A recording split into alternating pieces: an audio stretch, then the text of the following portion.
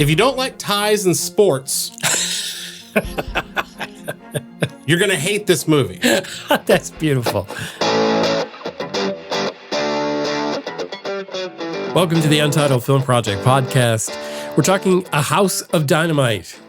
Director Kathryn Bigelow brings us another taut thriller based on an unthinkable nuclear scenario. Home. Everyone you love, everyone you know, lived out their lives on a mote of dust, suspended in a sunbeam. Think of the rivers of blood spilled by all those generals and emperors. In our obscurity, there is no hint that help will come from elsewhere to save us from ourselves. We got lots to talk about, and we'll answer the big question. And that big question is, what's your favorite movie with an ambiguous ending or ending that just doesn't have closure? All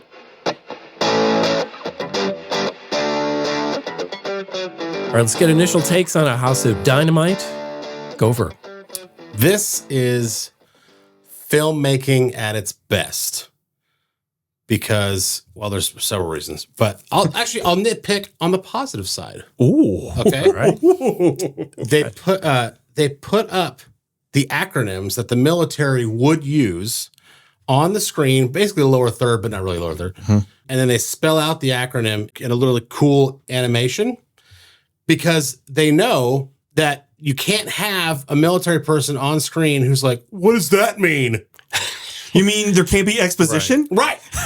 or use the whole name because they never would in real life. Right. That's right. They have to. Yeah. It's the fact that Director Bigelow was able to do that and make it as natural as possible. Okay. As authentic as possible. That was the best way to do it.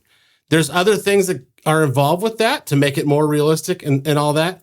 But you really do feel like you're watching something unfold in front of your eyes of massive proportions, but it's only possible because the director doesn't let you be the audience. They don't try to explain it to a character who doesn't understand or who's questioning what it means or thinks it's something else and has to be corrected. It's all on screen for you in a really cool package. Oh man, it was awesome. That's one reason, but that's my nitpick in reverse. I don't think we've ever seen that from Gopher before. Yeah, it's that good. Positive nitpick. Yeah. I have to tell you, Kathryn Bigelow, she does action, thriller, tension, government/military so well. You know, Zero Dark 30, Hurt Locker.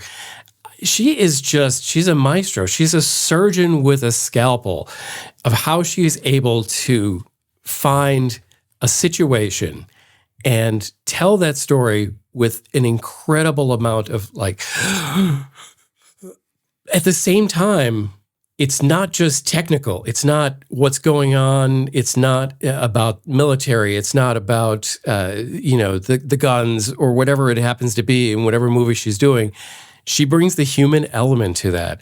So it might be, just showing somebody's handshake or just somebody's mouth making an expression that tells us so much to go along with the action that this is just another one where they just picked the right person to make this movie. It's like the same thing when Chris Columbus did the original Harry Potter. You're like, okay, this is in the perfect hands. And House of Dynamite is just awesome.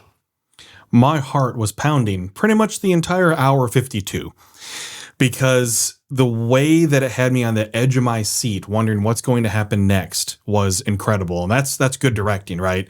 Mm-hmm. And the director squeezed incredible performances out of people. And that's in the best way possible because it had me just wondering, how's this going to end? Spoilers.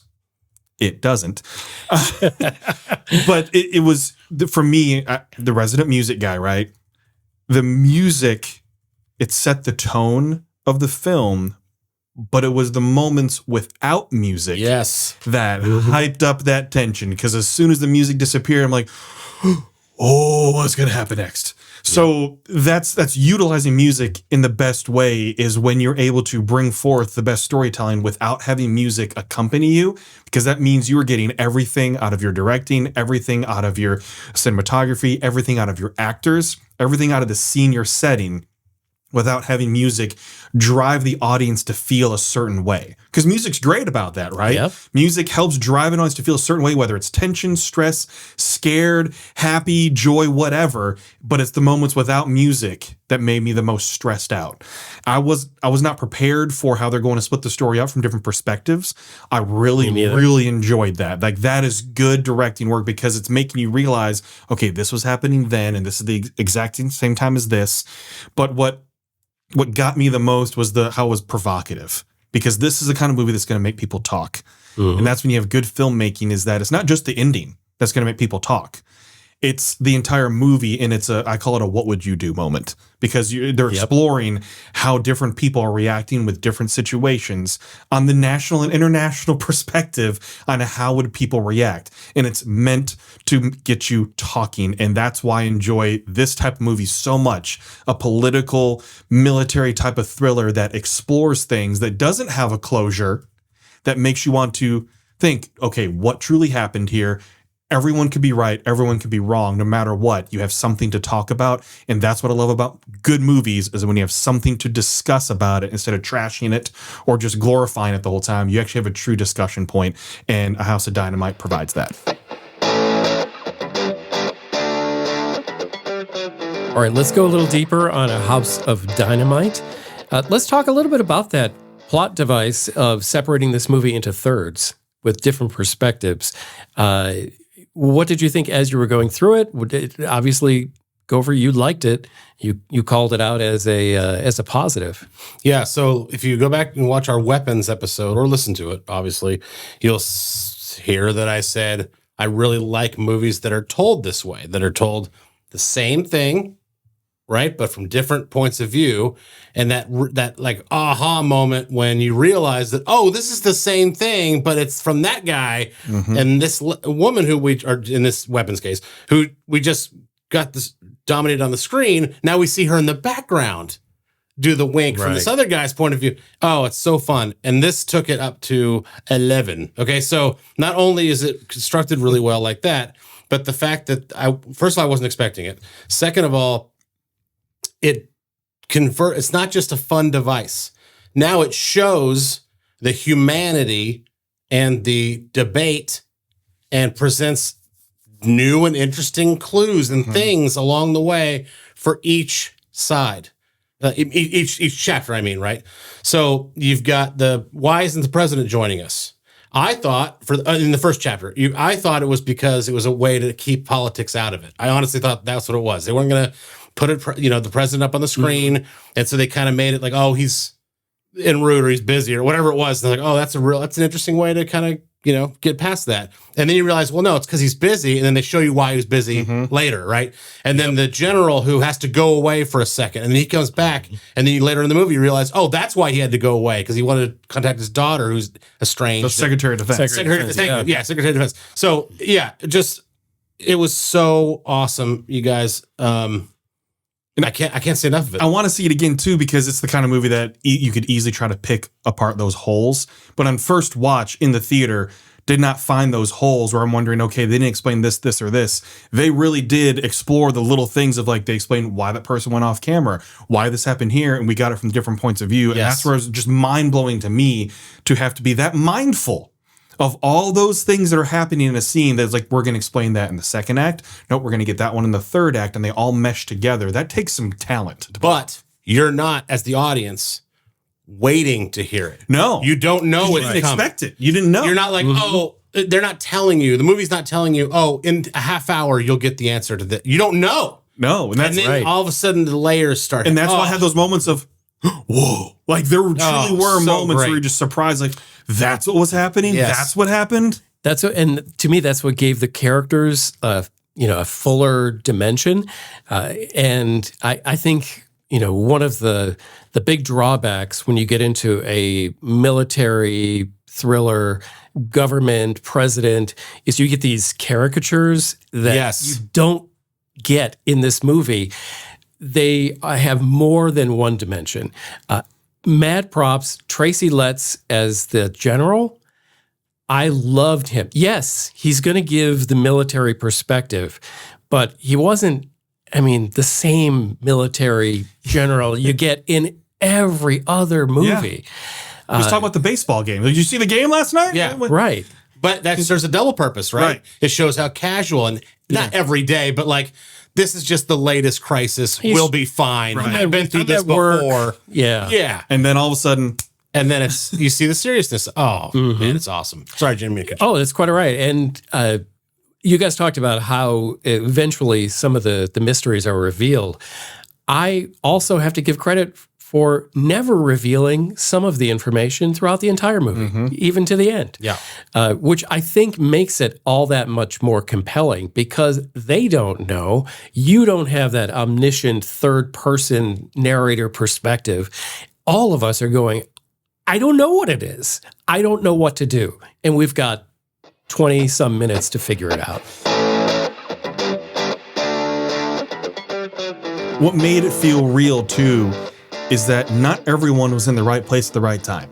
Mm-hmm. Some people are in the wrong places, and that's just how it's going to happen. You have this many people involved. Like Greta Lee's character is at a Gettysburg reenactment with guns ablazing and everything, can't hear what's going on, doesn't take it seriously at first. Like, that's going to happen with an expert. They're not always just in their office. Same thing with the deputy national security advisor. He's on his way to work, having to go through security on the phone. Like, they explore the realism of what everyday life is like for people that work in politics and in government. And then not everybody's just waiting for the next emergency and the next call right at their desk, which is what a lot of movies and television shows especially do, because it's got to be super convenient so the story can move along. Here, there are challenges that are faced, and it's overcoming those challenges and how they deal with it that we get a great exploration of. And I feel like a lot of people that work in these types of things would probably be like, yeah, that's kind of really what it's like. We can't always be on camera. Sometimes we're in the car. Sometimes we're away with our families. And it kind of explored that realism. And I think that's what hyped the tension up for me, is like, this is really real. And I don't like that. Simultaneously, I felt more safe as an American and terrified as an American, because I'm seeing the movie unfold, obviously, in all these different situations. I'm seeing the levels that it has to go through. Like, okay, the identification level is done by a military outpost in Alaska, and then they radio the White House or the Central Command or whatever it is. Like, my point of saying all this is that you see the whole progress and all the different pieces, and there's like probably 40 that we see in this steps that have to go through it, but they're all like trained and rapid, fast. I'm telling this person's telling that person, this person's getting on the phone with this person over here to the side, who's kind of related, kind of not, being told. They're calling the foreign intelligence agencies to make sure they don't know anything about it. There's all kinds of different steps, and I felt so safe because of that. These dutiful servants doing their job this well. person's not here, you're up. What? And they're all doing it. They're all pulling the rope in the same direction. There's no, oh, well, you're Republican, you're this way. You're Democrats, you're this way. You're independents, you're the... No, we're all fighting for the same thing, which is survival of the country and survival of ourselves. And they're all pulling the rope in the same direction. They're all working together in whatever their way is. Right, in certain ways to accomplish that goal. But the goal is the same. That's right. And it was, but I was terrified because I was like, holy crap, look how many steps there are to not only making the call at all, but making the right call. What if we make the wrong call? Then what happens? And all this is going on in my brain. This is art and entertainment in a perfect synergy. And also, is it really a coin flip? Because,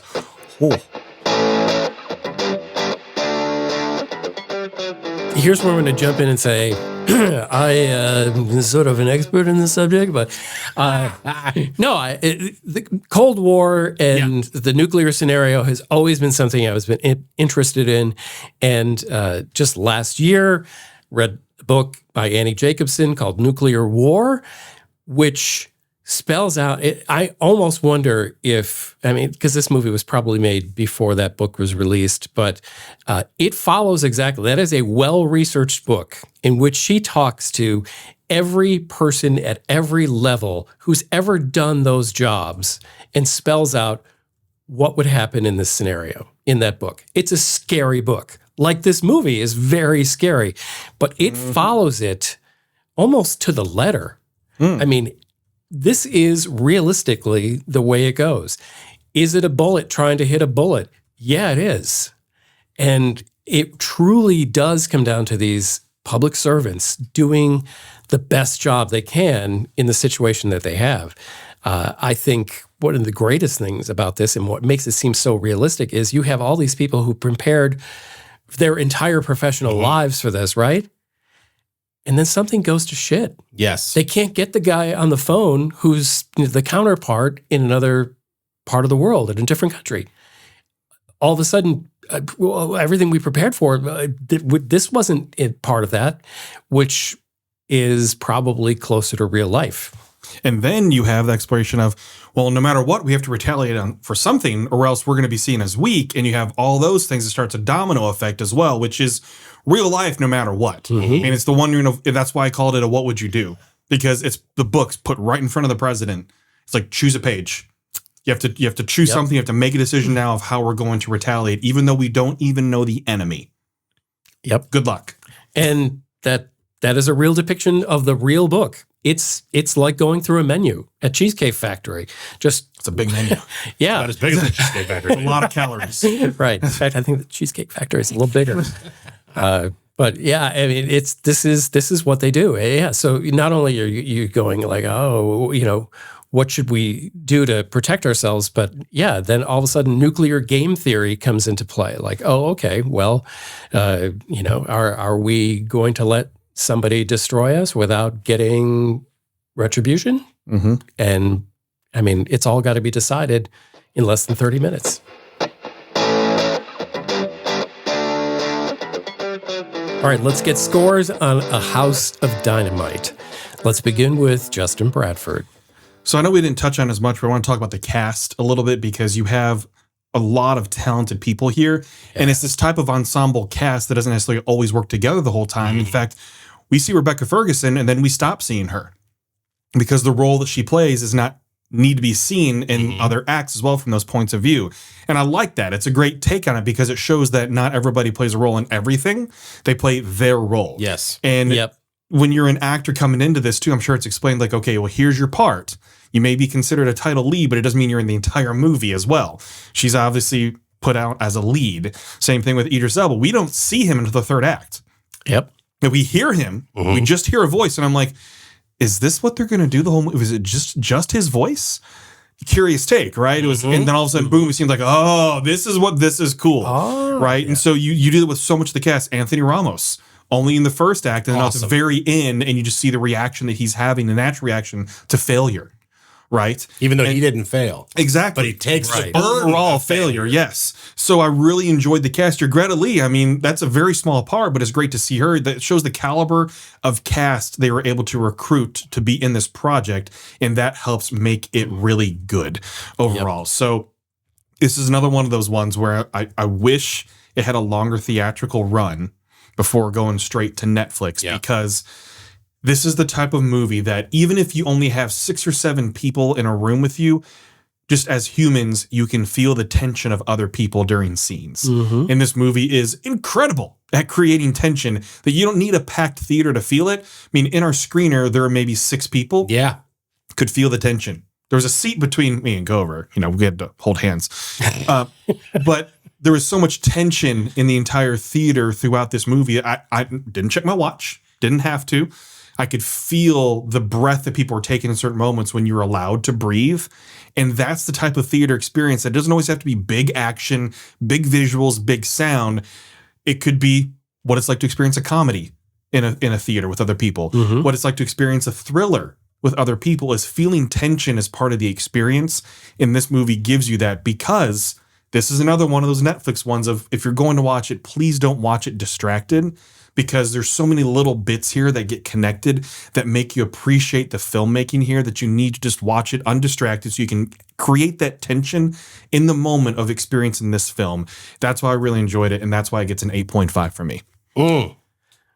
So I am struggling because I think my score isn't high enough because I'm taking Kathryn Bigelow's skill for granted, maybe. It's like, oh, well, that's not, that's because she's great. And she's, the only woman who's ever won Best Director ever. And, it's just what we expect from her. But then I go, oh, am I denying just the brilliance of her job on this movie?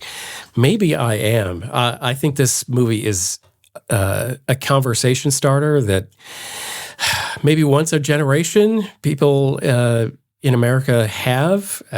Back in the 80s, Good. There was the TV miniseries The Day After, which back then, only a few channels, everybody watched it. Everybody, wouldn't let their kids watch it because of the seriousness of, what this questions about. Like, okay, human existence can be snuffed out in minutes.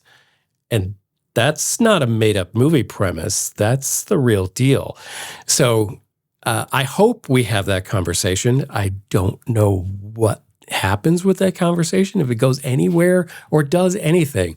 But otherwise, I think we're just putting our head in the sand. This is all real. This is what could happen. The whole world is wired to do this. And we've just kind of been at that precipice where nothing happens. It's kind of like an offensive line in football. When nothing happens, they're doing their job. It simmered. My theater was also wrapped with attention and invested in this movie. It was done so well. Don't want to leave Jared Harris out of this conversation. Always does a fantastic job. I thought everything, this is a great love letter to public servants doing their duty. I am going to give it an 8.0 with, I guess, reservation that I may increase that score. Okay. I'll just try to sum this up as best I can. Actually, I'll start with this. I'll start with the ending. We didn't really talk about the ending very much, right? Which is probably good for if you have not seen it yet. It's going to come out on Netflix.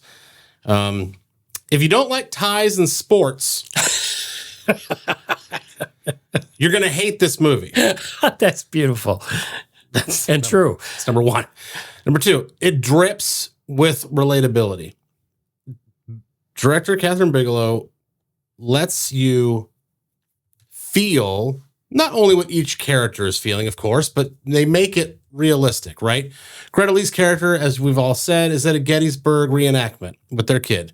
Okay, now, as somebody maybe from California or Wyoming, they're not going out to a Gettysburg reenactment very often. But you are relating to the fact that she's on her one day off and has chosen to spend it with her kid who wants to go to this thing. And she wants to educate her kid about what happened, our history and all. You can put all that in your own little box, whatever that means to you. That's just one example. We all love our servicemen and women, of course. Okay, we all love them. So here we get to see them, regardless of nationality, creed, religion, political leanings, any of that. We see them all in Alaska. I don't know what you actually call it, but it's it's like a command center of some kind. Yep. And a radar detection center, whatever it is.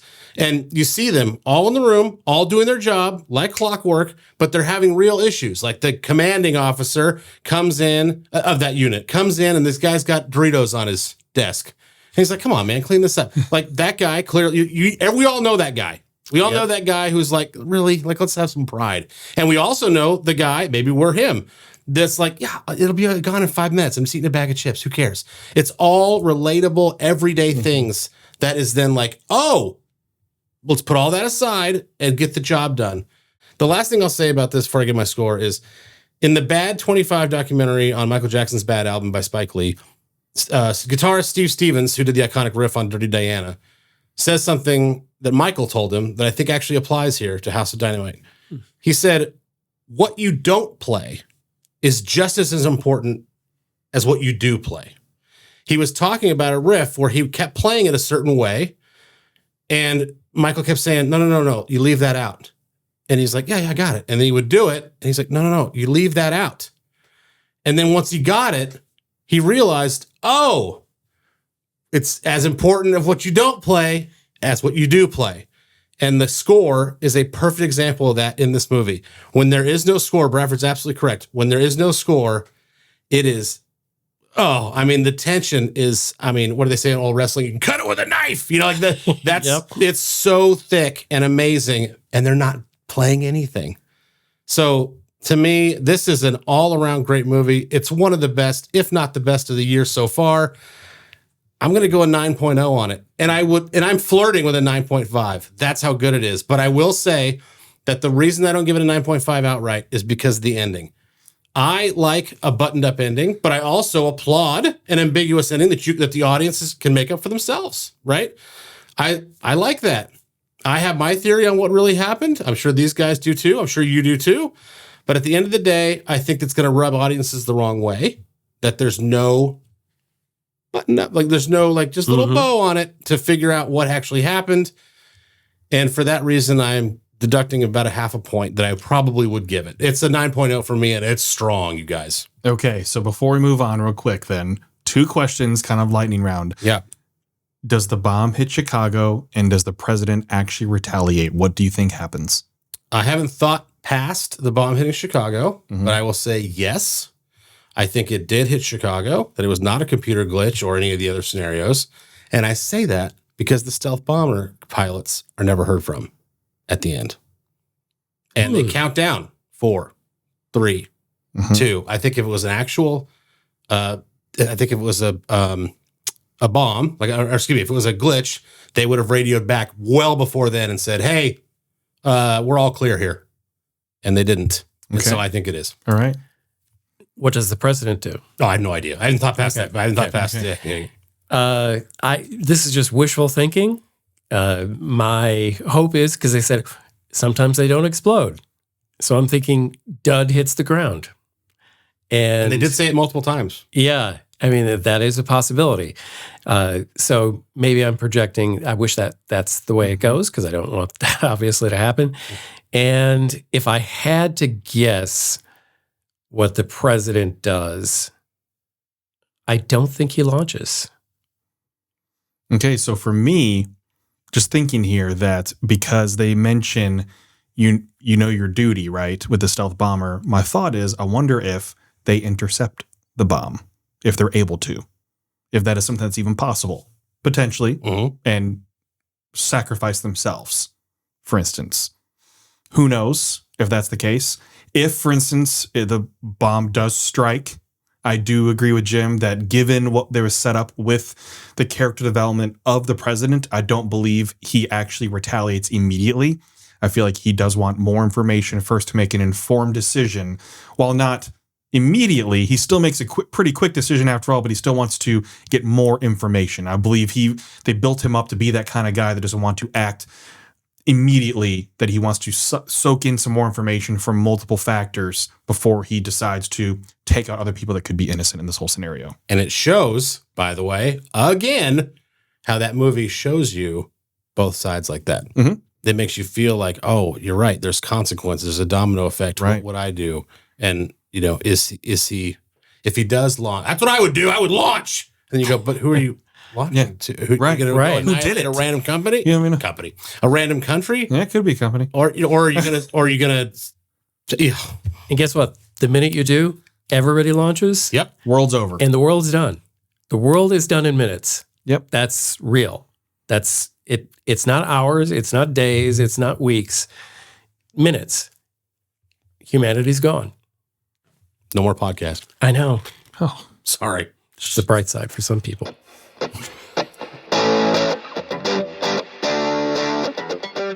All right, it's time on the podcast to answer the big question.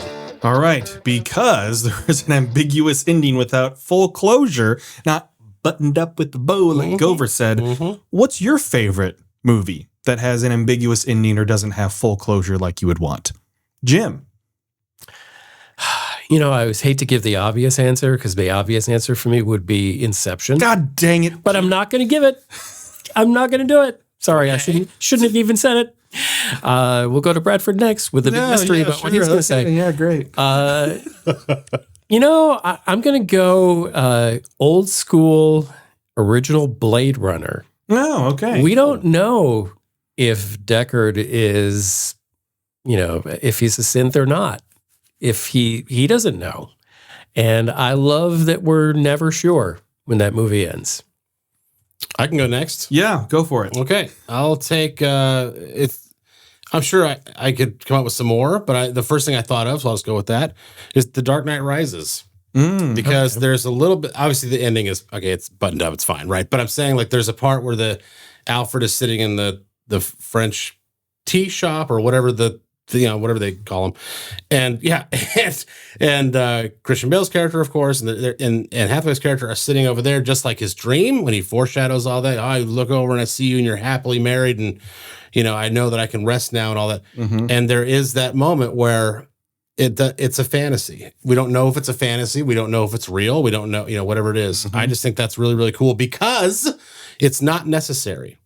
Right. It's not necessarily even on purpose. I mean, it probably is. Christopher Nolan's a genius, but the audience doesn't feel like, oh, I missed something or whatever. It's just kind of naturally there. And then it's up for debate. And I'm a big, big fan of that. So I'll say Dark Knight Rises. And it gives you enough to just feel a little bit of happy closure. Yeah. Like, okay, everybody's happy. Yes. Even if we don't know. Although I will say, I do wonder how I would have handled that, like handled in the moment, seeing it, if I did not know this was Christian Bale's last Batman movie. Knowing that it was that Christopher Nolan's shutting the door. Because the trilogy was over. Christopher Nolan's shutting the door. Christopher Nolan's shutting the door. Christian Bale shutting the door, and it's kind of over. I do think I was clearly like, oh, okay, that's a button-up ending. He's there and he's happy, and that's it. But I go back now and I think, oh, what if I didn't know that? Would it have been ambiguous? And I say yes, I do. I think it would have been. All right. Given my reaction to Jim mentioning the obvious, what inspired my question was me thinking of Inception. Of course. So when I thought, I was like, you know what? I really just enjoy it because you just don't know if, when it spins, if it actually wobbles or if it stays constant or not. And that gives you the ambiguous ending where you could, no matter what you think, you're right. Because you can back it up. You have enough evidence that the movie's given you that no matter what your opinion is, you are right. You are correct. And I love that because people will fight and argue about it. And it's like, you're both right. There's nobody's wrong. That's the way the movie's meant to end, is to end so ambiguously that you're both correct because it depends on what you think you saw and how that movie ended. And that's why Inception also is just one of my favorite movies as well, too, because the exploration into just the human condition and people and how people react to things. So Inception is mine. What is yours? What movie with an ambiguous ending is it that just still tantalizes your brain to this day? Let us know in the comments below, or you can hit us up on socials if you're just listening to the podcast. You can find me on socials, Jim Chandler Now. It's Gover time. Justin B. Bradford. Thank you for checking out the Untitled Film Project Podcast. We'd love to know what you thought about House of Dynamite. Did you see it in the theater? Did you see it at home? Did it affect your outcome of how you thought of it? Like, if you watched it on streaming only, it was like, it was okay. It wasn't great. Or how did all that work out? Because we all saw it in a theater and we're blown away by it. And I think we've all said on the show already that if you watch it at home, you got to watch it undistracted. And it's a big risk. I would agree, Bradford. I'd like more time in the theater. When the screen went dark, just before the credits came up, guy in my theater goes, "What?" Thank you for listening to the Untitled Film Project Podcast. To support the show, please rate, review, follow, and subscribe. Original music by Jeremy Schwartz. Special thanks to the Music City Film Critics Association. Editing and post-production by Jeremy K. Gover. Voiceover by Chad Bennett.